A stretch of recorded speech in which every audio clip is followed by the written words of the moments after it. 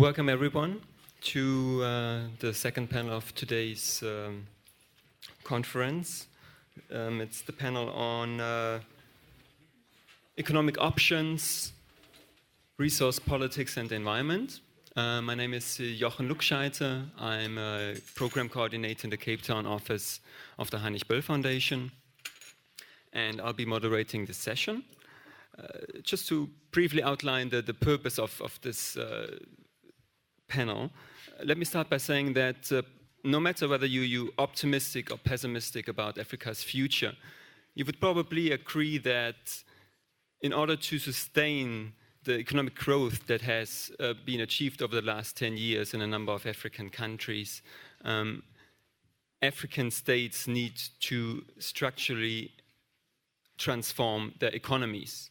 In this context, as we already have heard, the extractive sector, on which much of the growth has been dependent over the last 10 years, plays a key role, but also issues of infrastructure development and regional integration. With this panel, we seek to shed light on some of the crucial questions that relate to these issues. And we ask, among other things, what are the bottlenecks that currently prohibit or prevent Africa from developing its full potential? Can the natural resource sector become a springboard for structural transformation and human development? How can African economies maximize their revenues, and what role does civil society play in ensuring that those revenues are handled with care? And finally, how can African states begin to decouple economies from intensive natural resource and energy use, and what are the environmental consequences if they fail to do so? To discuss these and related questions, I've got four very capable thinkers here today who agreed to share their insights with us. I'd like to introduce you first to Anne Kamau on my far right. Anne Kamau is an economist at the research department of the Central Bank of Kenya, where her work focuses mainly on the formulation and implementation of monetary policy, as well as undertaking various research in various areas such as inflation and exchange rates. Prior to joining the central bank, Anne worked for a government think tank, the Kenya Institute for Public Policy Research and Analysis, KIPRA, as a policy analyst. And she also was an Africa Research Fellow in the Africa Growth Initiative from August 2011 until July 2013. Welcome, Anne. To my immediate right, we have Jan Rielender, who is an economist with the OECD Development Center, where he heads the Africa's desk work on growth, transformation, and employment. He's the lead author of the 2014 African Economic Outlook on Global Value Chains, as well as the lead author of the 2013 edition on structural transformation and natural resources, so very fitting for today's panel. Welcome, Jan. To my left, we then have Johnny West, who is the founder of Open Oil, a consultancy, publishing house, training provider, transparency advocate, working towards an open oil industry in the Middle East, Africa, and Latin America. Johnny is a social entrepreneur and a writer with 20 years of professional experience in and around the oil industry. He began covering energy markets as a Reuters correspondent in the Middle East in the early 1990s. And he's consulted the United Nations Revenue Watch Institute, Internews, and others on oil and public policy aspects of the industry. And he's also a frequent guest commentator on broadcast outlets such as BBC, Sky News, and Al Jazeera. Welcome, Johnny. Last but not least, we do have Nimo Bassey. He is the director of an ecological think tank called Health of Mother Earth Foundation, and also coordinator with Oil Watch International. He also chairs the board of Environmental Rights Action, Friends of the Earth Nigeria, where he's from, an organization he co-founded and led as an executive director from 1993 until last year. Nimo was also named Time Magazine's Hero of the Environment in 2009 and was a co-recipient of the 2010 Right Livelihood Award, also known as the Alternative Nobel Prize. In 2012, he received the RAFTO Human Rights Award. Welcome, Nimo. All right, let's jump right into it. Anne, no matter the shortcomings of the type of development trajectory that Africa has taken or followed over the last 10 years, it has demonstrated the potential for growth. But what would you say, in your view from the East African region or maybe from Kenya, what are the current bottlenecks that prevent the continent from exploring its full potential? Thank you very much. I will highlight on some of the bottlenecks that I think are hindering the African continent from realizing its full potential. The bottlenecks are well known, and they've been mentioned a lot since we started this forum, but I will mention just a few because they're still the same bottlenecks and they still continue to hinder African development. Some of them include governance problems. Africa faces serious governance problems, and most of the African countries rank very poorly in terms of corruption perception index. It's only Botswana and Cape Verde that seem to be doing well in terms of corruption index. Even when you look at the Mo Ibrahim governance index, we see that the countries that are doing well are, again, Botswana, Cape Verde, and Mauritius. The rest of Africa, about 50 of them, are still struggling with corruption, both in the extractive industries and other sectors. Another big problem that is hindering Africa is the youth unemployment. We see that the African continent youth unemployment is very high. It's about 12%. The working poor still dominate in Africa, earning $2 per day. That's very little compared to other places. We have 11 million youth being taken out into the job market, and there are no jobs. So you can clearly see that the growth that is being experienced in Africa has not been job creating. We have rising inequality in health, education, in rural and urban development, men and women. There is high illiteracy levels in terms of the women education. For example, men are more educated than the women. And this rising high inequality is not ensuring that the poor are getting the national cake from the growth. There's high infrastructure deficit. Africa suffers from high infrastructure deficit. We don't have, the majority of the rural population do not live within all-weather roads. We don't have road connections, rail, energy. Energy is a big problem, as was highlighted, and it is still being highlighted. Which makes the cost of doing business to be very high in Africa. So these are some of the problems. Other things like commodity and food price shocks also affect African countries. Oil surges that have negative impact on non-oil economies. These are some of the bottlenecks. So what can be done to address some of these bottlenecks and to have more inclusive growth? First, we need structural transformation in African economies, and that means developing sectors with potential for job creation. Those are the sectors that we should look at.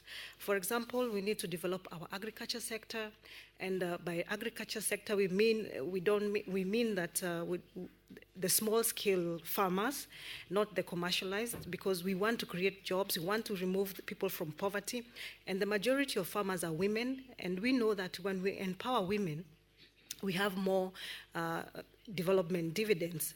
I mean, for example, women spend more money in terms of in their income in the households. They will spend their money in educating their children, in health, and they will also, they're mainly being small business holders. So we need to create jobs in terms of developing these sectors. We also need to develop manufacturing, the light industry manufacturing. For example, in Ethiopia, they have developed the leather industry, which has created a lot of jobs. We need to spend a lot more on infrastructure, because if governments can invest on infrastructure spending, then they'll be able to create jobs, and they'll be able to forge forward in terms of development. Well, I was also asked to mention what Kenya has been doing. Kenya has been doing a lot in terms of trying to have more inclusive growth. And Kenya has actually been trying to invest more in infrastructure. For example, they're going to float a Eurobond in 2 months' time. And we have also floated 2 infrastructure bonds to develop the infrastructure. We want to build a standard gauge railway as much as in the East African community, we have countries that are landlocked, but there's no connection in terms of rail. So the connection is only in terms of road, and it's very expensive to do business. We have a Lamu project, that is the Lamu South Sudan bypass, which will also help in the transportation between South Sudan and Kenya. We have geothermal and solar generation projects to boost at least 5,500 megawatts of energy. Again, we also discovered oil the other day, and we are building roads in the Turkana region. We have the Youth Fund, which is supposed to help the youth and the women to undertake entrepreneurial projects, and the government now has deliberately given tenders to the youth so that they can also help in creating jobs. We are expanding in the region. You know, we are a member of East Africa Community. We are the leaders there, and we are expanding in terms of providing banking services, other services like retail and supermarkets. We are fighting corruptions. We have ethics and anti-corruption units set up to help in fighting corruption, and we also have formed a new way of we have devolved our government so that we have taken the powers to the county level. So these are some of the things that Kenya is doing in terms of trying to have more inclusive growth and overcome the bottlenecks of economic development. Thank you. Thank you so much, Anne. I mean, that neatly ties also into the second presentation, and you already mentioned about sort of structural transformation. And we all agree we need structural transformation. The question is, how do we move forward on transforming and structurally transforming our economies? And Jan will hopefully give us some insights on how we're going to do that. Thank you, Jan. Thank you. So these are some findings from African Economics Outlooks, mainly the last one, 2013. Where we focused on natural resources and structural transformation. Just to give us a heads up, the African Economic Outlook is an annual publication we do with the OECD Development Center together with the African Development Bank, UNDP, and the UN Economic Commission for Africa. Every year we look at a topic. In 2012, for example, we looked at youth employment, and last year, as it was said, on natural resources and structural transformation. The current one that's currently being worked on is on global value chains and will come out on May 19 this year. So I got some questions from the panel organizers that I'll try to zoom into. So what kind of economic transformation is needed in Africa? It is a transformation that creates enough jobs. What you see here is basically in green seeing economic growth, which has been debated a lot in the last panel, and we might come back to that, but let's take it simply, this is economic growth. You see how the curve got a bit steeper in the 2000s, and you see in red the numbers of young people in employment, and you see how there isn't really any change in the trend. So that the growth is the same from the 90s to the 2000s. So what you can see here clearly is that growth has accelerated, the curve has become steeper, but the employment creation curve hasn't responded. So we have a type of growth that it's not jobless growth, there's still job growth, but the higher growth doesn't translate into higher employment. Similarly, we can see that it doesn't translate into poverty reduction also, as we've heard before. And we would argue that we need a much higher rate of growth to translate into poverty reduction. Second, what type of a transformation is needed? A transformation that makes more of the resources available. And I think this is where my presentation here will become a bit controversial. The point we were coming from is saying, okay, Africa has a lot of natural resources. And one option is simply to say, there's the resource curse, there's too many problems with them, be they in corruption, be they in environmental destruction. So the best thing is just to leave all the resources in the ground and try to do economic development without touching them. The other option is saying, well, there is a lot of natural resources here which could be exploited, could be turned into money, and this money could be used to be invested into development. So we were taking that second scenario, saying, how can you use these resources best, and saying it might not be the best option to just leave them in the ground. So this is just where we were coming from. So, and what we see when you compare the 1990s to the 2000s, what you see in this graph is the share of Africa's share in global resource reserves in mining, energy, and agricultural resources. And these are the three categories we've talked about. And I think it is very, very important if one wants to speak about natural resources that there are huge differences between oil and gas on the one hand, the many different types of ores, minerals, metals, and then agricultural commodities, which in many economic ways have very similar impacts on countries as have other natural resources. So we look at these three groups, and we find that actually Africa's share in global mining reserves dropped from 10% to 5%. Why did this happen? Because other regions in the world invested much more into exploring their resources, into discovering more resources, whereas there was not as much investment in Africa into these resources. So there was less investment into making resources economically available. In oil, there is very little difference. In agriculture, however, also other regions of the world managed to make more of their agricultural resources in the same time than Africa. And there, one important statistic in agriculture is that Africa holds 24% of global arable land, but only 9% of global agricultural output. So there is a big gap here between how much Africa makes of its natural resources and how much other regions in the world make of their resources. So how could natural resources drive structural transformation and jobs? I'll jump over this slide and just tell you that we've identified three principles of natural resource-based structural transformation that are key to marrying natural resources and structural transformation. One is overcoming dependence is the key to natural resource-based development. I'll go into these points in a little more detail. The second point is to diversify beyond natural resources into secondary or tertiary activities. It is important to also diversify amongst the natural resources that a country has. And finally, structural transformation or economic development, if you want at large, and a stronger natural resource sector face many of the similar bottlenecks. We've also heard about electricity generation.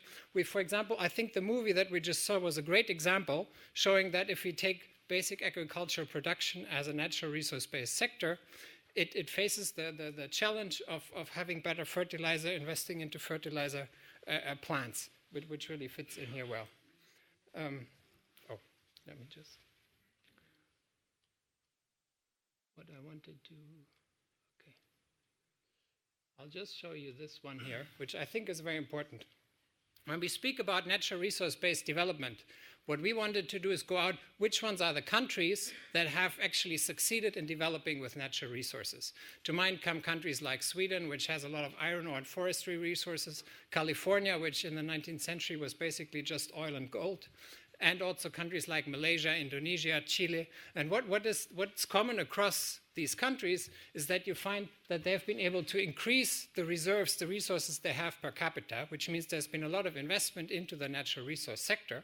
But at the same time, the natural resource sector as a share of the overall economy has been shrinking over time. So it has been a natural resource sector.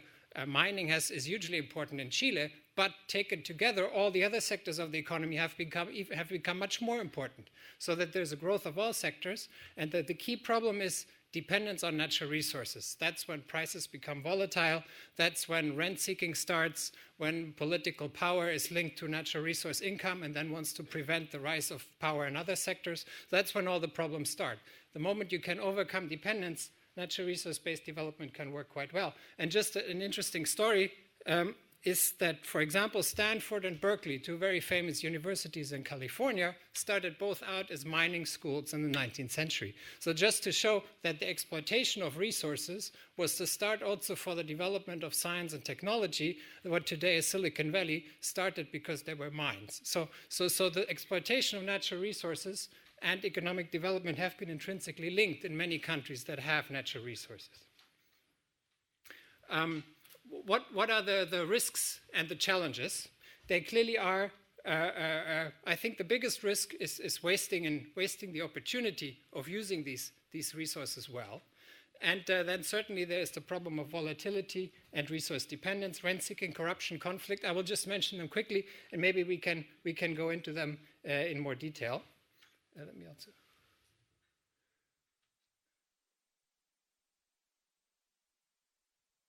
I think, well, in the interest of time, I think this presentation actually didn't quite work out as I planned it to do.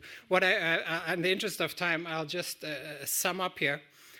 The key to making resource-based development work is that you use the natural resources to create capabilities in the economy to then grow bigger than the natural resource sector itself is. And the key there, and that's, I think, a discussion that I also want to bring to this, a lot of the discussion in economic development historically is that if you have a resource, you need to process it. You need to turn it into the next stage. If you have iron ore, you need to turn it into steel. If you have steel, you need to turn it into engines, and you need to turn it into cars. Now, this is a very long chain. Pardon me? Or to bicycles. Or to a lot of other things. The key is the transformation and saying that each of these products will fetch a higher price. That's very true. But a lot of opportunities are in the supply to these industries, and that's not really being looked at enough. For example, the fertilizer example was an example of investing into the supply to the agricultural sector. A lot of mines in Africa need a lot of supplies and food and engineering services and chemical services and a ton of other things that aren't really being delivered by the local markets, that are all being imported by international supply chains. And this is where you have a huge opportunity for bringing together the interests of big international investors and the local economy to bring in local firms into the supply chains of these businesses, which is really not happening at the moment, and where we see big job creation potential. Some studies from Zambia show that the job multiplier is about 3. So for every 1 job in mining, you have 3 jobs in the supplier industry. And if you could build this bigger, there could be much more potential in this. Thank you. Thank you so much. I think, hello? Is this microphone on? Hello? Yeah, now it's back on. I think one of the key issues here is the question of reinvestment, and is there political will to actually reinvest, or does it suit the political and economic elites to not do that but keep on living from the cash cow? And the other issue is how much money does actually flow back into the state coffers, and that's like one issue that Johnny will delve deeper into. And we all know that tax avoidance, secret mining deals, financial transfer are depriving Africa of the benefits of the resources boom, costing the continent up to $38 billion a year. And Johnny is going to let us know how we can achieve a situation where the state can get its fair share. And well, that were your guiding questions. But all right. Yeah, just go ahead. Thank you, Johnny. I think I have like three slides. Oh, sorry. It doesn't matter. I mean, they're not essential. It's just eye candy, really.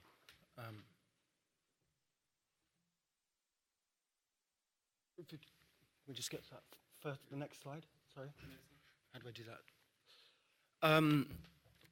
So I'm just about to do a little kind of technical tour, but before I do that, I think I just want to say I think the overall question is around justice, and I, with the greatest respect, fundamentally disagree with almost everything you just said. So let's chat about that. But I think our particular take is that we need to master the technical detail and there is a value to doing that. I mean, just on that specific question of reinvestment implies that that's a viable option. It's not actually a viable option in most countries around extractive industries because the capital's gone and it ain't coming back. The 38 billion is the estimate of the global financial integrity for the amount of missing taxes. Compare that to roughly $50 billion of aid. But the overall sum of missing capital or capital concealed in trade or abusive terms of trade is about $500 billion as an estimate by the Global Financial Integrity Index. And who, by the way, have issued a challenge to the World Bank 10 years ago to come up with their own number if they disagreed with that one, and we're still waiting. These are untreatable issues within most conventional institutions because there's institutional bias to not seeing the real problems. That's just just an aside. I would guess we pretty much agree about diagnosis, so let's just rattle through these things very quickly. The basic story of money around extractive contracts is far less and far later than most people expect, for various reasons. Both governments and companies have an interest at various stages in bigging up the numbers. Companies, interestingly, have interest in bigging up at some stages, littling down at other stages, and sometimes both simultaneously. I was in Mozambique last week, and there's a CSO there called the Center for Public Integrity, and everybody knows that Mozambique has ginormous billions of dollars coming from gas. And the IMF says it's going to start seeing that money in 2018. CIP actually got hold of the contracts, and the most wildly optimistic estimate would be 2020. So they said 2020. The IMF is now backpedaling, in fact. I mean, they won't say we got it wrong, but you will shortly see an estimate saying 2020. CIP now thinks that's pessimistic, and it's optimistic, and it's 2022. My own feeling, having looked at the contracts, is that 2022 is optimistic, and we're really talking about 2024, 2025. Much less, much later. And with regard to Turkana, it'll be interesting, because there are a number of things that happen there. If you see a presentation, what are the level of reserves? One is tempted to assume that that's a fixed number that people know, until you look at the tiny font at the bottom of the screen of the company presentation, which says, using techniques not endorsed by the Security and Exchange Commission. So there is a system that companies have to follow to prove reserves P1, P2, P3. And for any listing in American financial markets, for example, you have to follow the SPE definitions and so on and get independent certification. Mozambique has not been certified. Turkana has not been certified. I very much doubt we'll see certifications, actually. I very much doubt that at any stage the Kenyan government will see an independent certification of the reserve levels. I'd put money on it. Could we have the second slide? This is very rough and generic. It's from a book by Michael Ross. The average, the capital intensivity of extractive industries, it does look, I admit, as though I made them up, but because it's just so disparate. But you're looking at traditional agriculture costing roughly $20,000 a job across a broad sweep of countries in the global south. And you're looking at oil and gas at $3 million per job. And none of this is directly yet related to issues of corruption or mismanagement. We're talking about pure capital intensivity. So that's 150 to 1 ratio. That's a number which is increasing.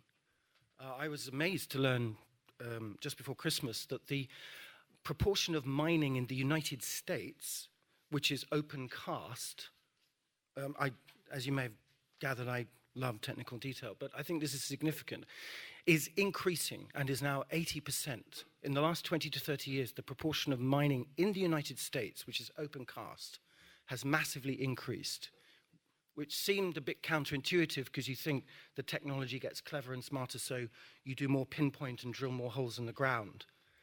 But in fact, it's the reverse, is that the technology has got so much better that now an ore reservoir, it can sit 200 meters beneath the surface over many square kilometers, and they'll just clear the lot off. It's called overburden, and which is why you can see all of this stuff from space. Very, very clearly. So the scale, as with the tar sands, the scale of machinery involved just means that the capital intensivity is growing.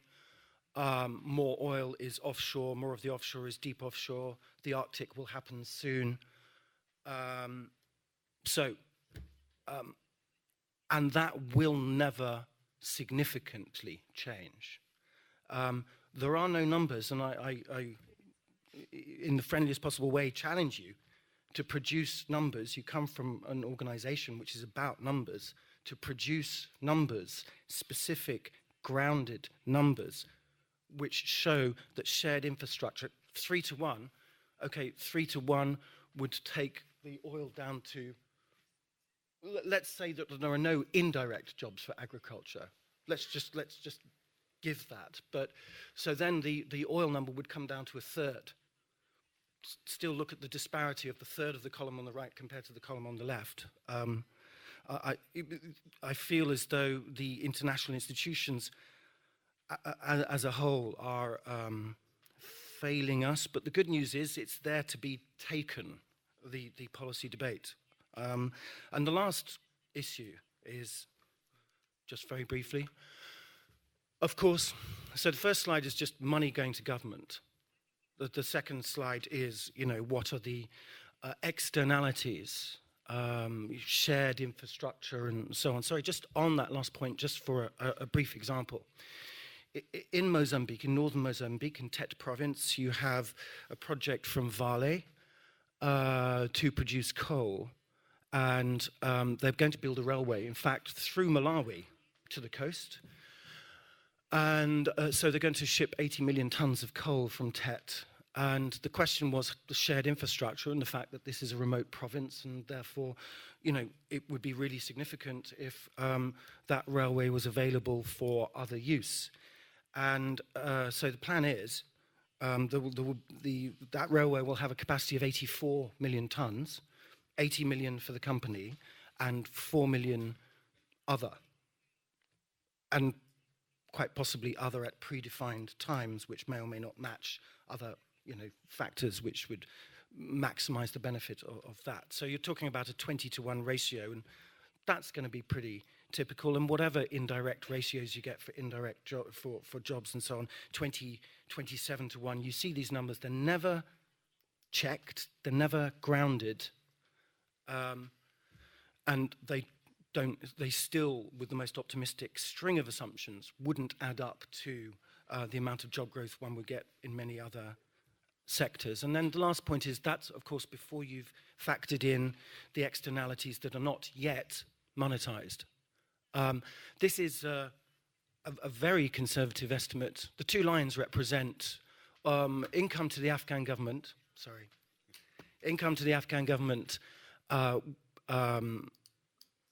from a very small oil field that the Chinese have started to produce from.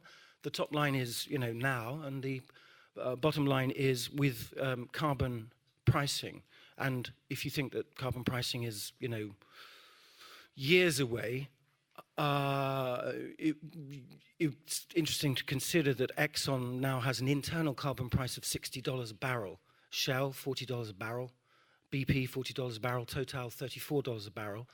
Those lines actually represent, the bottom line represents the weighted index of those four plus Chevron of their internal carbon pricing that they're currently applying to consider new investment projects, measured as a decrease in profitability and therefore a decrease in revenue flows to the Afghan government. It's a very conservative estimate, actually. And that's only one example, unextractable carbon. And some of the externalities, the cases around, it's too much to say in too little time, but some of the externalities, surely the biggest externality is, 6 degrees average temperature rise, which is incalculable, just plain incalculable.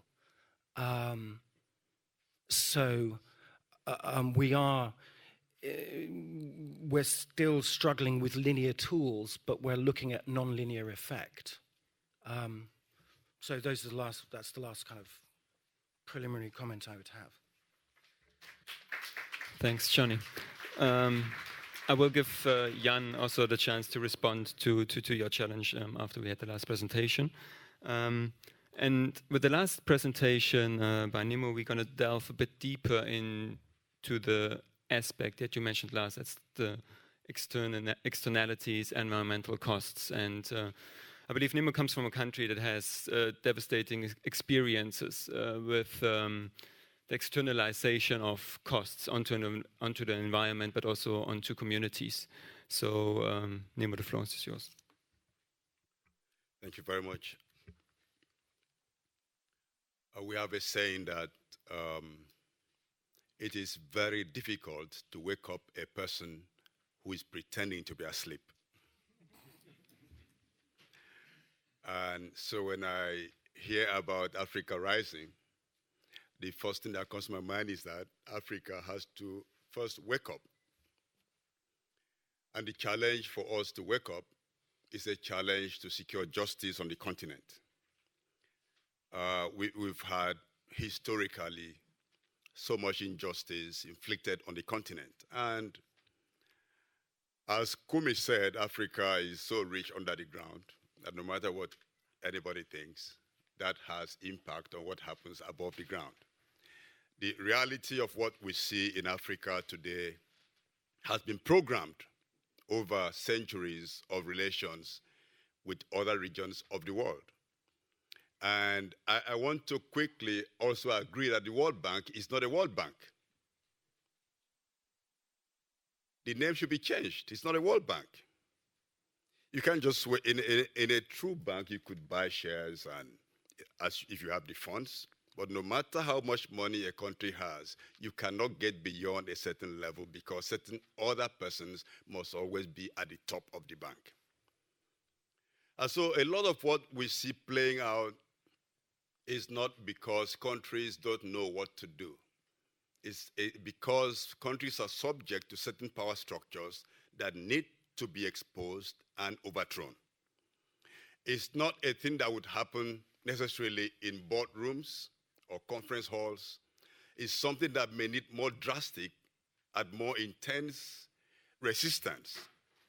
And we're seeing on the streets of Africa, if you see the crisis going on the continent, the revolutions that have been aborted, reversed, co-opted, and transformed to what nobody can recognize anymore, all these have been manifestations of efforts to change the way things have been going that do not in any way help Africa to rise or to grow in the sense that growth is being understood. I'll give one example. The case of countries in Africa that were colonized by France. Would you believe? I know you know this, but I just want to echo it, right? Is it okay to repeat what you know? You know everything, of course. The countries that were colonized by France have their monetary systems controlled by France till today. And they can't change it. They can't have individual monetary units. I mean, this is not by choice, by force. And then the foreign reserve must be kept in France. And there's a certain limit to how much of their own money they can withdraw every year. And if they must go beyond that level, they have to borrow it and pay interest on it. What do you say about that? Absolute injustice in the world today. But I'm saying this not so that we can be mourning, so, oh, France is bad at that. No, this is just one example. It plays out across board on so many other levels. Now, because of this kind of controls and rigging against the continent, countries are forced to depend on resource extraction for export to earn so-called foreign exchange. And then, of course, to openly welcome the foreign direct investment. And foreign direct investment is a political tool that has been used to subjugate many countries. And China is using the same system, and people complain, oh, China is rushing to Africa, doing this or that. It's the same foreign direct investment. A tool to control, a tool to corner the resources, and a tool to continue the exploitation, and a tool to make people just feel that things are moving in the right direction. Then, of course, you have all these indices, gross domestic product or whatever, that is being foisted as growth. And then, of course, at this other level, we have mental divisions to cause barriers and then, of course, to stop real progress. For example, the concept of BRICS. Oh, we are the BRICS, so we are special and different. And then that doesn't fly so much. Now have mint. Okay, so Nigeria is in the mint. Oh my goodness, that means we are really going to be very important or very palatable nation. You like mint in your soup, I guess. But you see, these concepts are political tools for manipulation. And I detest it. I detest them. When we talk about leapfrogging, I hear a lot of leapfrogging about mobile phones. Africans move from without having landlines to mobile phones, and this can be replicated. Now, if you look at industrialization, we recognize that industrialization cannot lead the world to global prosperity, except we're going to move into other planets or asteroids. Now, if we're going to live on this earth, leapfrogging would not mean going on that path. Certainly not. It's leading to a brick wall, except you're going to leap over the brick wall. And so I believe the leapfrogging that we need in Africa and indeed in the whole world is a reconsideration of who we are as human beings. What is the sense of being human?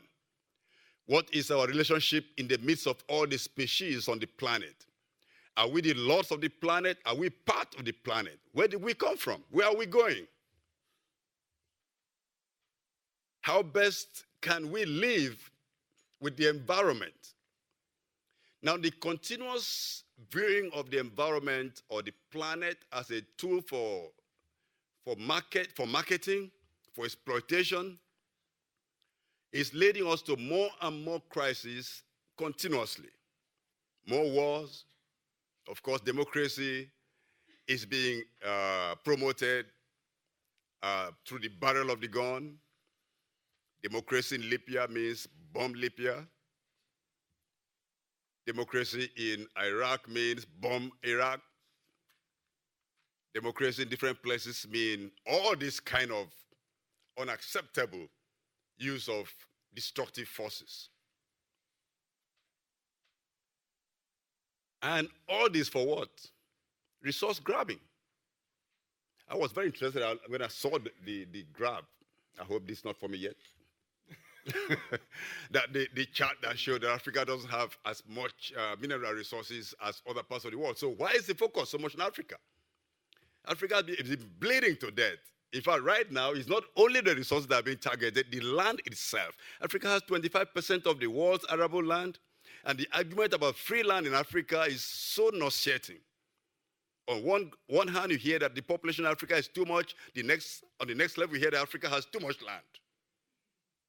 And so you grab the land and you shrink the opportunities of the people making a living off the land or utilizing the resources that belong to them. Now, today, unfortunately, Africa is awash with crude oil. Crude oil found everywhere. Anywhere you look, it's either crude oil or gas. And sadly, my sister mentioned Turkana. Turkana in Kenya is one of the most beautiful landscapes in the world. It's a UNESCO location. The lake is so precious, but oil has been found there. What is going to happen to Turkana in the next few years? I shudder to think about it. Now, I'm going to end my conversation. We'll talk about my own country, but let me just go a bit somewhere else. This is what we do in Nigeria. We talk about Afghanistan, then we'll come back to Nigeria. So I talk about Kenya. and then Uganda. Most people here, when they talk about Uganda, you hear about the law that the president signed either yesterday or 2 days ago. That's what makes the news. But you need to go to the oil fields of Uganda. Visit Lake Albert. Lake Albert is one of the headwaters of River Nile. The water is shared by Uganda, by Congo, DRC, and by, of course, the Nile water of the Nile is shared by Uganda, by Sudan, and by Egypt. Now, oil has been found in Lake Albert, and it's been drilled already.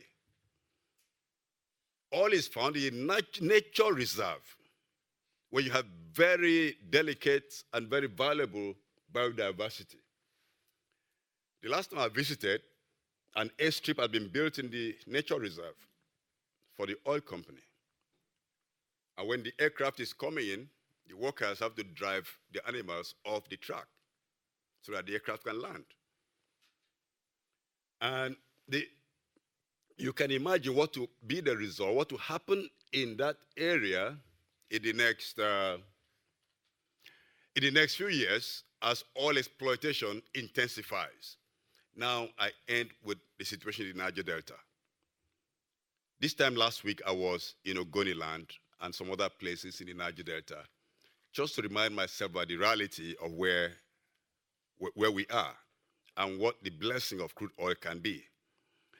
Now, the oil companies operating in the Niger Delta are criminals. They should be charged for ecocide before the International Court of Justice, because some of the environment that they've poisoned I cannot just visually looking, I don't see how they can recover anytime soon. In fact, a study by UNEP, United Nations Environment Programme, of Ogoniland showed that the pollution is so deep that you need 5 years to clean the land, the Ogoniland, the land itself, and then 25 years to clean the waters, because the groundwater and surface water are all polluted by years of oil spill. Now, if you add that up, that you have to clean the land first before cleaning the water, we talk about 30 years to clean up Ogoniland. And that is a lifetime in Ogoniland, because life expectancy is 41 years due to the externalized cost of resource extraction that does not benefit the people, does not benefit the environment, and is only benefiting the oil corporations and those who control the levers of government. And a whole lot of that is going to subsidize the good life that people live in industrialized nations. And so how is Africa going to rise with this? Who are we going to look? What lessons can we learn? I mean, I thought a lot about this question, and I want to land on a very soft note. Very soft note. I look left from Nigeria, and I look towards Latin America, and I see people fighting for dignity. I see people standing on their feet, linking their arms, fighting for solidarity and standing against ecosystem destruction.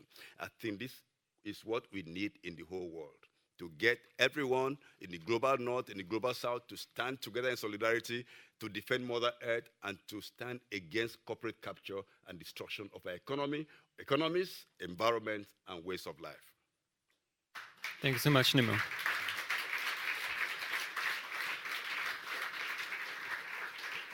Great. Maybe before I open up the floor now for you to ask questions, provide comments, and so on and so forth, I'd like to give Jan Rielander the opportunity to also respond to the challenge that was posed by Johnny West. And are you being too optimistic, basically? Well, thanks for the opportunity, and thanks for the challenge. That makes for an exciting afternoon. I'm afraid that I got misunderstood a little bit. What I want to make clear is the question we set out to answer. What we're trying to do with this work is, how can you use the natural resource wealth in Africa for economic development? And one potential answer is that you cannot, that the governance problems around it are too difficult, that the environmental destruction problems around it are too difficult, and that anyway it will always be captured by big international investors that will take away all the money. And I think you really can only answer that in each individual case very well, and then you have to decide as the country, or I mean, then again you come into governance, but basically in each individual case you need to analyze these things and see, does it make sense to go into these resources or does it not? What we also want to highlight is that it doesn't make sense to have a blanket answer of saying there is a resource curse and you should never touch these resources. So we were trying to come at this from a positive point of view and saying, okay, what can you do to go forward? The next point is we very much wanted to include agricultural commodities in our analysis. And I totally agree with you that, of course, we all know that the majority of Africans work in agriculture, that there's huge lack of investment into agriculture, that smallholder agriculture needs to improve, that there's a ton of things you can do. So none of what I'm saying is against that. So therefore this comparison of multipliers in agriculture and oil, fine, but it's not an either or. So I'm not saying you should invest into oil and not invest into agriculture. So these are just the points we were coming from. And the other point we were coming from also is if you look at economic policy making in Africa over the last 50 years, there has been a tendency towards big white elephant industrialization projects that didn't really lead to much, because they were largely based on a fairly simplistic understanding of how having natural resources should lead to industrialization. And part of these policies was very much anti-agricultural policies. These were policies against smallholder. These were policies that benefited the urban consumer classes. On the principle, you had marketing boards, you had all kinds of other things, you had overvalued exchange rates to make it cheaper to import capital goods to build those big factories. So all of that led to a lack of opportunities in agriculture and a lot of white elephant projects in many places. But what was overlooked was the many opportunities that natural resources can have if you manage to come into the supply chain of these things. For example, the fertilizer example in agriculture, or in mining, if you can develop a supply industry to the mines. Now, of course, that doesn't say anything about the environmental destruction of a mine. Evidently, to have a mining investment, the government should put in place regulations that say if you come and you may do a mine here, once you're done, you have to bring the environment back to where it was before. And that is probably not happening enough. And I'm not supporting that at all. I'm saying that should happen definitely. And there should be management of these things. I'm just saying we shouldn't have a blanket statement of saying never touch resources. You brought up the Teto example of coal, and I think that's a very interesting example, because one of the things that happened there is that Vale and Rio Tinto had big holdings in coal, and Vale was the one that got the ownership of the railway. And the government then, and basically there was no way for Rio Tinto to also get ownership of the railway or to get access of the railway. What happened? Rio Tinto had to sell out at a big loss, and now you have a monopoly ownership of a big international firm of a railway, instead of at least having two firms competing with each other. So I mean, there's many ways how to look at this, but you can competition is important.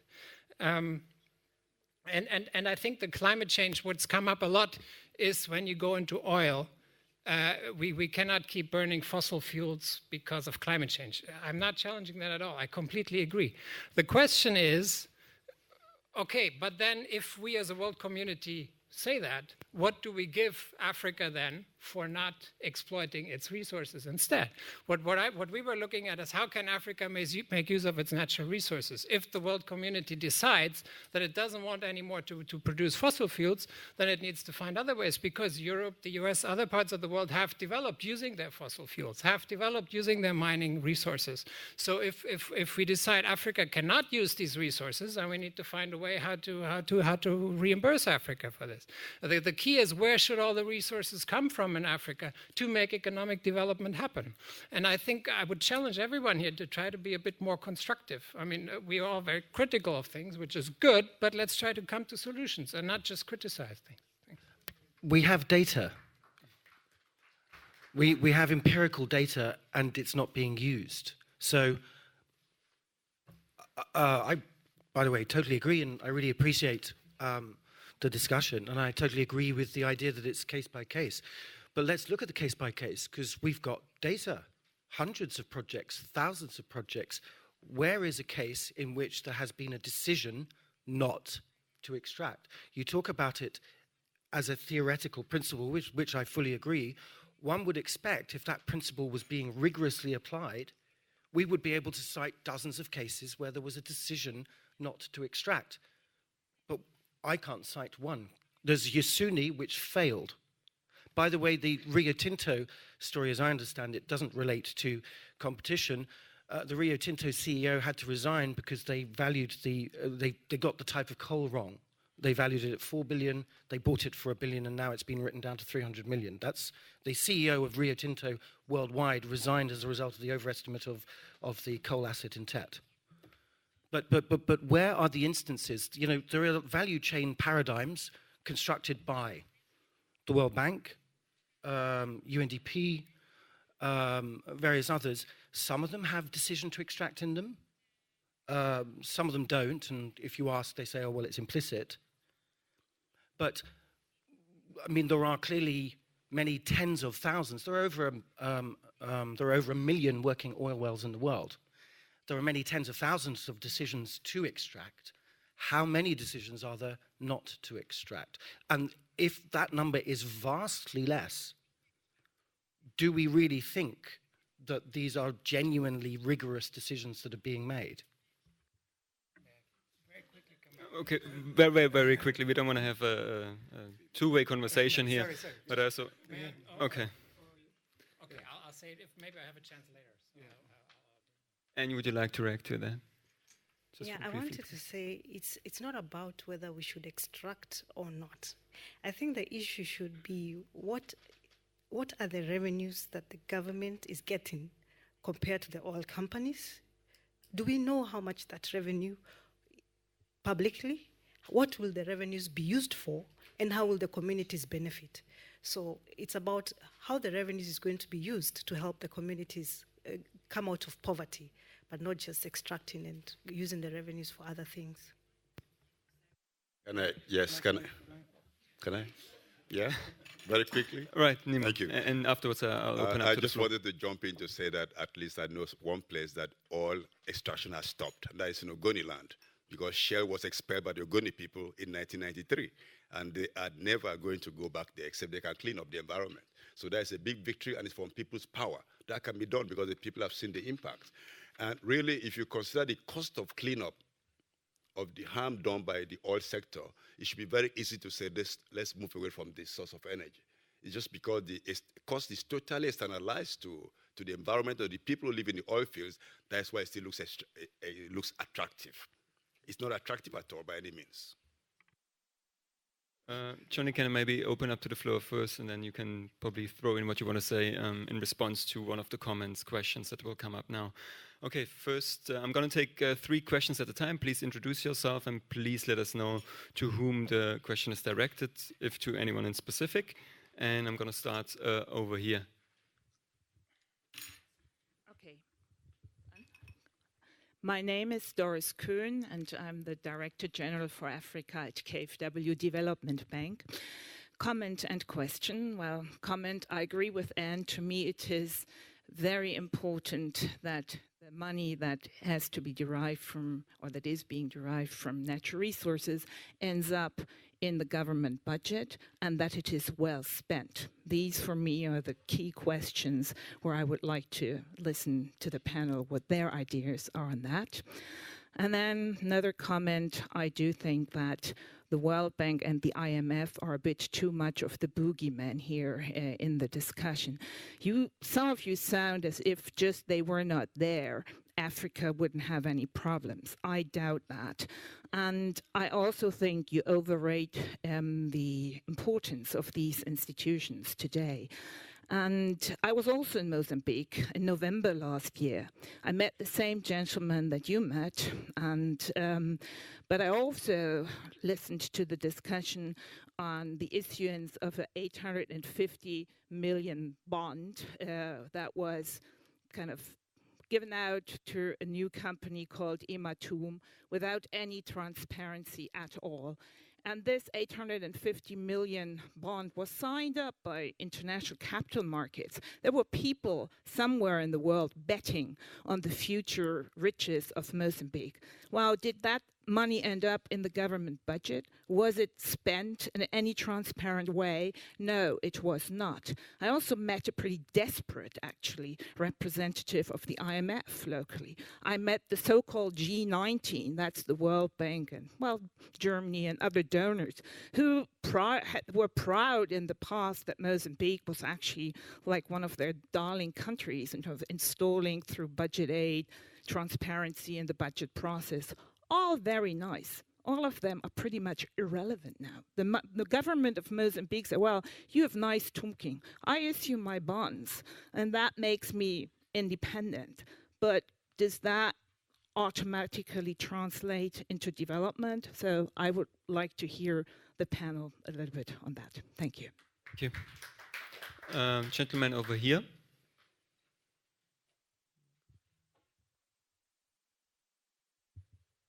It's good talking about transformation in Africa. My problem is, you don't have explicitly put your philosophical theoretical and ideological basis, As you know, without theory, without scientific thought, without philosophy, you cannot simply say you have to transform such and such society. And then, wait a minute, you have got a neoclassical neoliberal version, You are part of the problem, My question is, you don't have a clear idea how the world after 1945 is constructed, The World Bank, International Monetary Fund, earlier GATT, now the World Trade Organizations are manifestation of the world, governing hierarchical structural systems, the hegemonial aspiration, so that, countries like Africa, they have to develop within the framework of neoliberal, neoclassical ideology, without changing this kind of ideology, which is destructive, which is virus, It is just eating the entire globe, If I see your graphs and statistical presentation, it looks like to me, it's a kind of a beautiful woman, so going, here and there, to show her, faces without having, a clear, aesthetical value, From this point of view, you have to clearly put your philosophical, ideological, theoretical foundation so that we have to have a clear idea how we transform Africa. Thank you. The lady at the back, please. Thank you very much for this. Is this working? Maybe. Okay, now it's working. Thank you very much for this very interesting discussion so far. And I'm very happy to see that beside all the controversy, actually talking about solution, we all more or less agree. Saying what we need to more developing Africa, we need jobs, we need energy, and we need infrastructure. So my question are going a little bit more in this direction. For jobs, we heard from Mr. Rielander there might be some potential in the supply chain for agriculture to create jobs also, and to do this all in a way that is supportable for sustainable development. But my question is, what do you see also some potential in the downstreaming industry of agriculture, first to create jobs and also to support the economic development of at least some of the African countries? And my second question is going to the whole panel. If we talk about energy, so far we focused a lot on oil and gas. But as we know, only because some of these countries, they have oil and gas, doesn't mean that they have also energy, that they can process the natural resource they have. So what I would think about, what is about renewable energy, like solar, water, even geothermal resources? How do you see the potential there for African countries, first to get the energy they need to develop economically, and secondly also maybe for job creation? Thank you. Yeah, maybe you can start. You seem to be very popular. Thanks. First of all, I wanted to quickly come back to Johnny's question of where has extraction not happened? Where have these decisions been made? So to be controversial again, for example, in Germany, where Germany has oil, it's not... No, please, let me finish my story, okay? Why is this? Because Germany is a rich country that can afford it. So I'm just putting it back to the basics. If somebody comes with hundreds of millions of dollars to a country, if I can exploit your resources, this is the money. How can the country make the decision not to take the money? This is where then that's where I'm challenging you and saying, okay, fine. If as the international community we have this interest, then we need to find a way how to help make the right decisions, okay? So it's easy to say this, but we're talking about huge sums of money in poor countries. So that's why I'm saying in Germany, for example, that decision has been made because it's easy, because Germany is rich. That's as simple as it is. So we need to see things in the actual economic context and what should happen. Not to say that I'm not supporting that. Often, probably, it might be a better decision not to extract. It's just how are these decisions being made. Then I completely agree on the point made that I think World Bank bashing and IMF bashing, I think the World Bank would be very excited to be in this room to still feel the heyday, whereas right now they're going through a restructuring exercise of downsizing, because the World Bank is an institution 30 years down the road, it'll be a very small player. There are many more big players. We've heard about Kenya launching a bond, many bonds, so we all know that the world is changing. So we live in a very different world now, and the biggest player in Africa by far, China is a way bigger player than the World Bank is. And there are many players that are much bigger in Africa today than the World Bank is. So just not to say that what the World Bank does is always great or it's not great. It's just, I mean, let's focus on where the true problems are. Downstreaming industry of agriculture, and we're currently working on a chapter on global value chain. So clearly the whole idea of agribusiness, what are the job opportunities in downstreaming or in basically processing agriculture products to create more value added. Clearly, that's a huge market, a huge sector where Africa should invest. There are some really great examples. A very small example is a little company in Ghana called Blue Skies that takes pineapples, and instead of just shipping them directly to Europe, they're being cut there and then sealed into little plastic packets and sent as fruit salads by plane, and the next morning they're being sold in supermarkets in the UK and in France. Now there is a lot of value added in this. It works, it's direct delivery, it creates a couple of thousand jobs. It's actually one of the biggest private sector employer in Ghana right now. So, and this could be done in many countries. Many African countries are food importers, even though they could produce it easily. Lamido Sanusi, the recently deposed central bank governor of Africa, Nigeria, he was always, his favorite example is tomato paste. And he, when you meet him, he will tell you how he's trying to invest into Nigeria producing tomato paste, because they've realized that even though Nigeria produces a lot of tomatoes, it's a giant importer of tomato paste and not creating enough market for local farmers and tomatoes. So there's a lot of opportunities in this area. But to state another finding that we have in 2012, we looked at youth employment, and we found one quite surprising thing is that when you look at how many students, so this is students in university, which is of course just a small share of the population, but you look at students in university, how many of them study agriculture in Africa, where you would say that agriculture has a huge market potential, and you find only 2% of African students study agriculture, the same share as students in OECD countries study agriculture. So there's also a huge problem that young people in Africa don't see agriculture as a very attractive sector, and as a consequence, Africa doesn't have the human capital to exploit its agriculture as it should. So just another piece of data here. Thank you, Jan. Nimo, would you also like to react to some of the comments raised, questions? Sure. I wish we were going to spend more than 2 days to debate these issues, because so many issues are coming up that require to be responded, but we cannot respond to all. But I just want to say that with regard to energy production, yes, really, renewable should be a very attractive alternative for Africa. Already we have a lot of oil platforms offshore that can be converted to wind farms and solar farms, so that you shut down the oil production and use the platform for something more useful to the environment. I think that would be a really good way to go. And of course, if you want to use the current market logic about carbon, I understand Germany is planning some projects on carbon sequestration and storage. Now, just simply leaving crude oil in the soil and getting paid for keeping the carbon out of circulation should bring a lot of money to Africa. So why don't we think about that? Thanks. Johnny, would you like to add something? Yes, I'm feeling ever so slightly misunderstood. I co-authored a book with the World Bank just before Christmas. We work with them very regularly. I run a company, not an NGO. Well, maybe not dwell on that, but so yes, let's talk about the fair share question, because it's where we started from. So first of all, you need contracts to be published. There are 7 countries in the world which publish contracts right now, and then there's a lot of spotty disclosure. Over 20 countries have some contracts which have been published. But what happens if you get the contracts?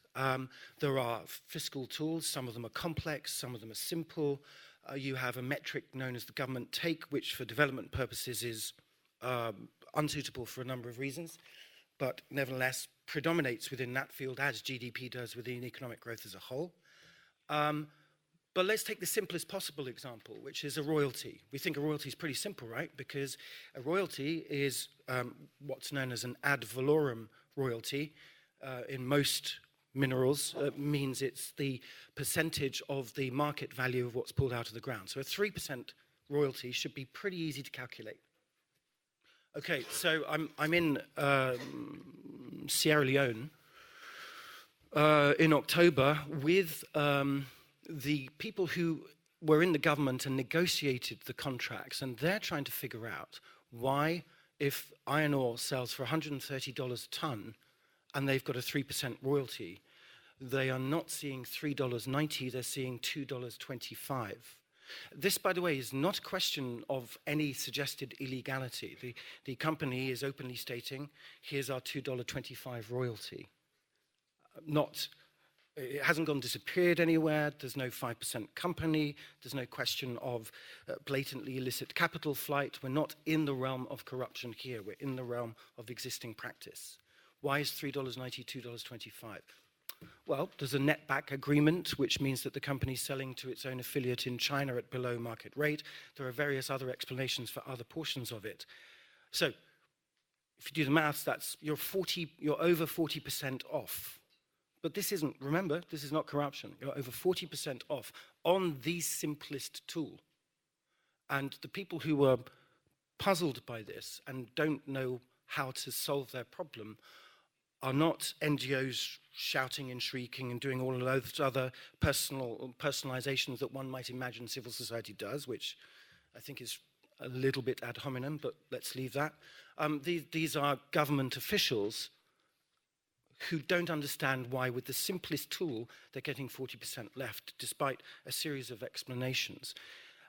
What you're looking at, in fact, in one single project is that very simple case, compounded many, many times. So then we come back to the question of data. The issue I have around the World Bank and the advice it gives in the IMF and so on is not ideological. I don't even know who I will vote for in the next election. It's methodological. We have data from hundreds and thousands of projects which tell us what a government actually received from a stated royalty rate compared to what the royalty rate was on paper. Someone should be advising the government that if they sign a contract which says 3%, they're more likely to see 1.8%. Because even if the company is absolutely right and wins all of its arguments in an arbitration process, the government didn't understand that at the point at which it signed the contract. So those problems are almost insurmountable. And I don't think it's a coincidence. I mean, you're talking about such a strong degree of correlation between the presence of corruption and something to steal that it's, one would need to have divine powers to prove causality, but the correlation is so strong that it needs to be looked at. And all of those examples of successful use, and there are, of course, some in the global south as well, Botswana and Chile. But to analyze those questions without looking at social capital, which of course is almost impossible to measure, but it's the common feature, doesn't make sense. It's not part of the whole position. I mean, it's not how decisions get made by anyone. So to just put some numbers on the table and say this happened in Sweden and this happened in California, and the example not to extract is in Germany, is only part of the picture in my view. And the last point, if to talk about resource dependency, where I absolutely agree with you, you may be interested to know that the amount of oil produced in New Zealand per head of population is almost the same as Nigeria's and will overtake it within 5 years.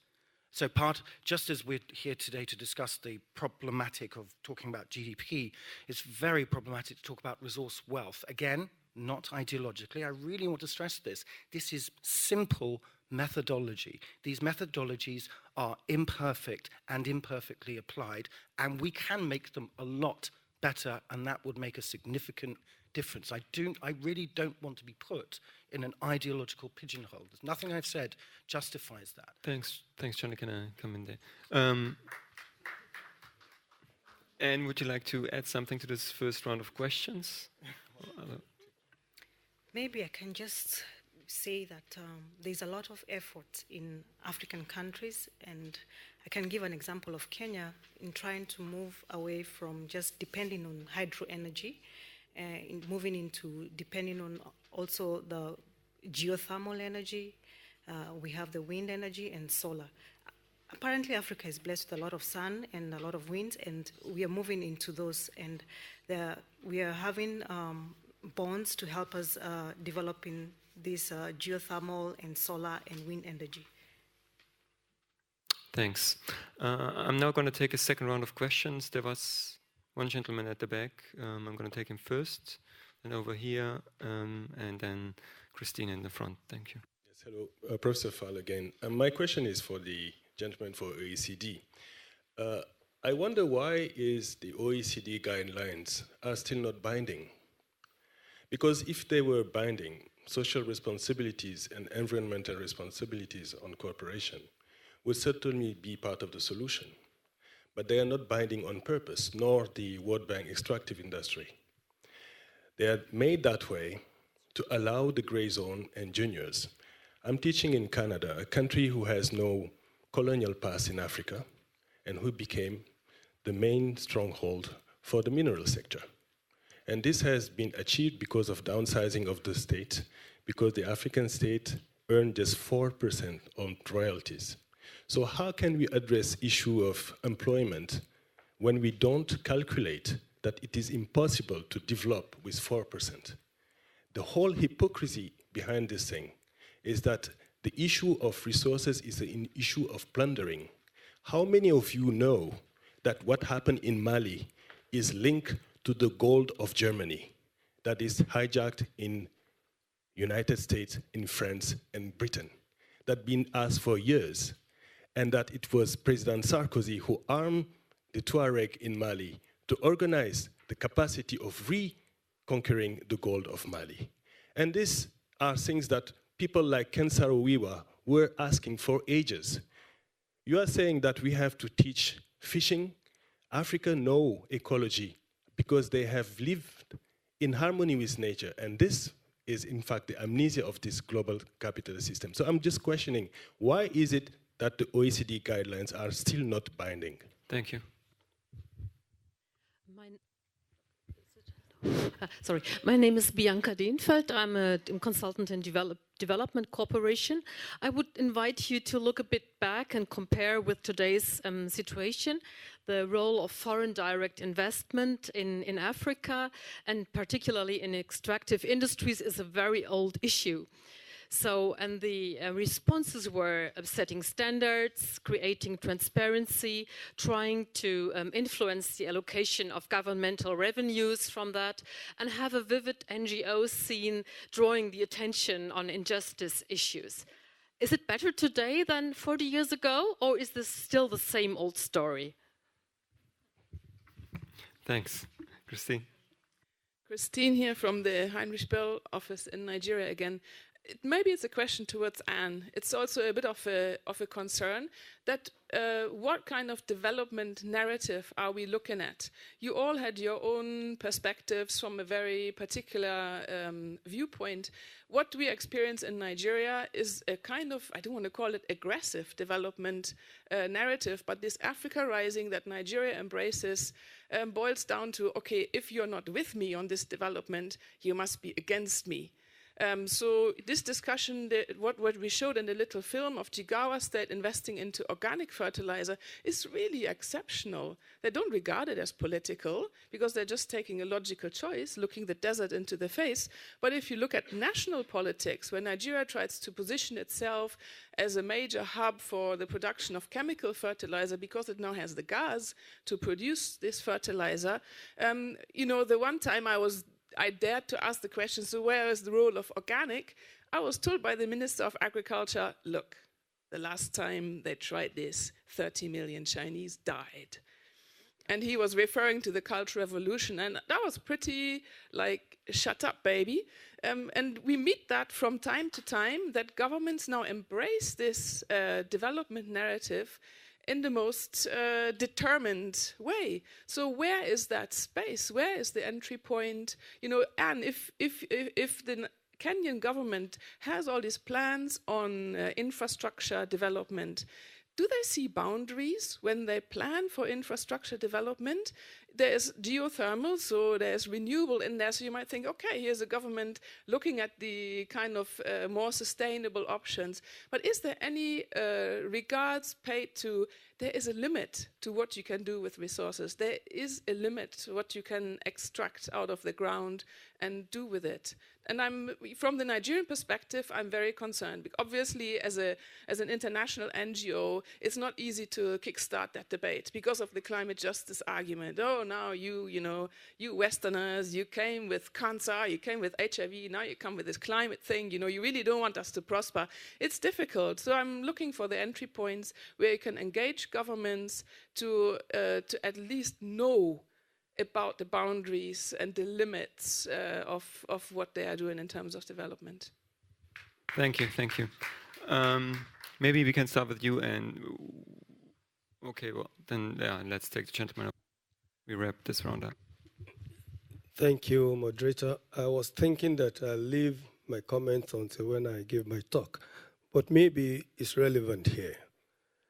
There are a number of points raised, and I want to start with the film on Jigawa State and the comment of the minister.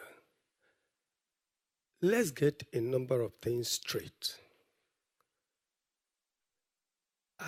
I'm an agriculturist, and I'm a child farmer because my mother taught me from when I was about 3 or 4 to raise chicken and use the manure to raise vegetables. Now, has Jigawa State done the calculation of how much organic material they will need to be able to produce the organic fertilizer? That's number one. Number two, it's unfortunate that Nigeria has been flaring gas as far back as 1958. And yet, we had imported billion worth of fertilizers, and we have experts, be it World Bank, be it IMF, be it EU. That's not the issue. The issue is we Nigerians ourselves are to blame.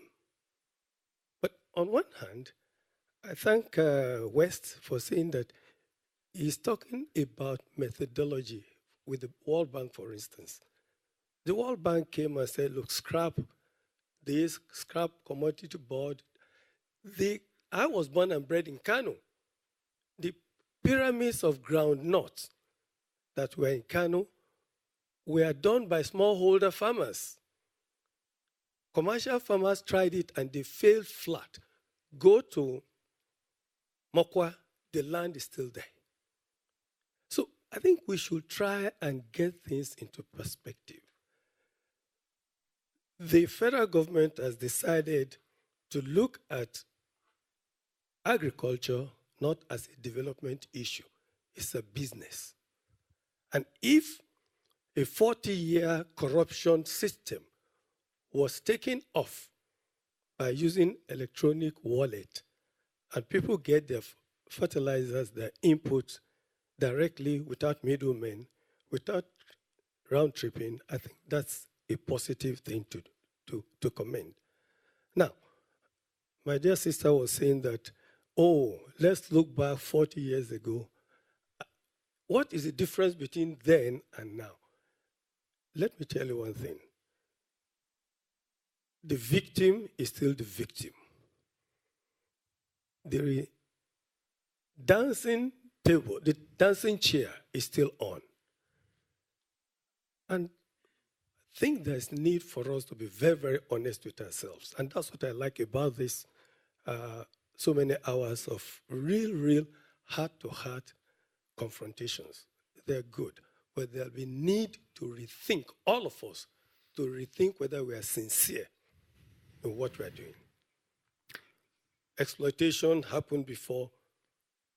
All the timbers and so on and so forth, all the product that was used to develop the North. Now we want to do it ourselves. We say, no. We have decided you cannot you are going to spoil the environment. Which environment? When it was being spoiled several years back, it was okay. Oh, let us be serious, please. Thank you. Thank you, thank you. I'm looking forward to your lecture. Anne, who do we need to call to engage government on the issues that Christine has raised? Who do we need to call in Kenyan government? Well, first of all, I would like to note that investment in the extractive industries can get exhausted. And for me, I don't believe that the extractive industries are job creators. They don't create jobs. They just are good for revenue. There's a saying that we say in Africa, now that we discovered oil, that we should be able to convert the black gold that is underneath to the green gold that is above the ground. What we mean is that we should be able to convert the oil revenues that we get and help develop the green gold on the ground, which is the agriculture sector. Why do we want to develop? The bottom line is we want to get rid of poverty. We want everybody to have access to, health, education, the basic needs. Africa is growing, but a lot of people don't have basic needs. So at the bottom line, we want to have people who can access water, can access health, can have better education. We want to address the problems of inequalities. We want to address people are supposed to have a voice and participate in the development process. So it's not just about the extractive industry, it's about providing better livelihoods for the people. I can give you an example. You see, the agriculture sector, the women are the majority in the agriculture sector, yet their productivity is less than 30%. And this is because they don't have equal access to things like capital, good quality seed and fertilizer. But if we address the problems of inequalities, we'll make people better off. And that's the bottom line at the end of the day. Thanks, Anne. Unfortunately, we almost run out of time, but very briefly, 1 minute each, as in the previous panel. They've been good, and I'm sure you also can do the same. So, Jan, very briefly, either closing comment or reaction to one of the questions raised. Thank you. Okay, very briefly. I'll pick the one question on what's better today than 30 years ago. I think key is Anne and her colleagues in central banks and ministries of finance around Africa have really improved macroeconomic management. There's much more economic stability now than before. And we haven't at all spoken about all the economic challenges around natural resources, especially oil, going from Dutch disease to price volatility to exchange rate to all of this. This is extremely difficult. Even if everything went perfect, all the international companies would sign the best deals, the government would get all the money, there would still be huge challenges. And I think Africa and many African countries are in a much better place today than they were 30 years ago to manage these. We have stabilization funds, we have sovereign wealth funds coming up. So some of the tools that have been used well in other countries are also being used in Africa now. So that, I think, is a very clear positive. On the governance side, we have EITI, we have a lot of initiatives, things are improving, but there's still, of course, a lot of money that gets lost in rent-seeking and corruption linked to environmental destruction. All of these things are still huge problems. And as Johnny has been very eloquent about, not everything is well. Just on the OECD guidelines, I'm not working on that particularly, but generally, why are they not binding? It's a trade-off between buy-in, between getting all partners around the table and putting in place binding rules. I think that's what it comes down to, but to a more detailed discussion, you would have to talk to my colleagues that work on this particularly. Okay. Thanks. I'd agree with those comments, and I also think another thing that's different is we now have the option for very radical transparency, which will be a game changer. I mean, for instance, when you have contracts, you run models of those contracts, you publish models of those contracts. Governments understand for the first time actual numbers on revenue flows that they could get year by year, project by project, which is not the case right now in any independently certified way. The other thing, though, and the other huge thing that I kind of regret not raising till now is that OECD has a super strong initiative around international taxation, the base erosion and profit shifting project, and is going to lead the agenda on this. And to those of you who think that international taxation is boring, I thought that too until I was locked for a weekend with 20 people who are all experts. And it is the issue to redefine genuine international justice. There is a moment now, OECD is actually taking the thought leadership on this, and there will be significant change in the next 12 to 24 months around this issue, which will have an extremely significant impact on extractives and it's a tremendous opportunity for African economies. The last thing I would just say is we haven't considered in any of this what the European or German arguments around this stuff is, and I think it's a little bit, there are many self-interested arguments, and we should be making self-interested arguments as well as justice arguments around Fortress Europe, around 9 billion people in the world rather than 12 billion people in the world, around what sustainable growth really is. And seeing most of the faces in this room, I assume most people are here and from here, and we should be, our part, an important part of our role may be in fact making those arguments within Europe and within Germany, the self-interested arguments to make this work better. Thanks, Nemo. All right, thank you very much. I think we all agree that we can't eat GDP because it's fiction and delusional. You know, I was just reflecting on the documentary shown by Greenpeace about what happened in Senegal. And it could very easily have been what happened in Nigeria, what happened in Ghana. Now, the fisheries industry in Ghana is worth $1 billion every year. And this is done by artisanal fishermen, local fishermen. Now, crude oil extraction in offshore Ghana is disrupting fisheries, and it's hoped that it's going to bring about $1 billion a year in some years to come. And now the oil sector is going to employ maybe a few thousands of people, but the fishery sector in the country employs millions of people. And so we have to put in the balance which sector is helping to fight poverty and which is deepening poverty. It's a critical case. I come from a country that is totally decimated by the oil sector, so when I speak about oil, my blood really boils. But I've seen the same everywhere in Latin America, in Southeast Asia. So the exceptions are very few and hard to find. And finally, the other point is that I believe the whole debate we're having must be understood in a very political sense. Because almost all the things that look very neutral policies being promoted in Africa, they're not neutral at all.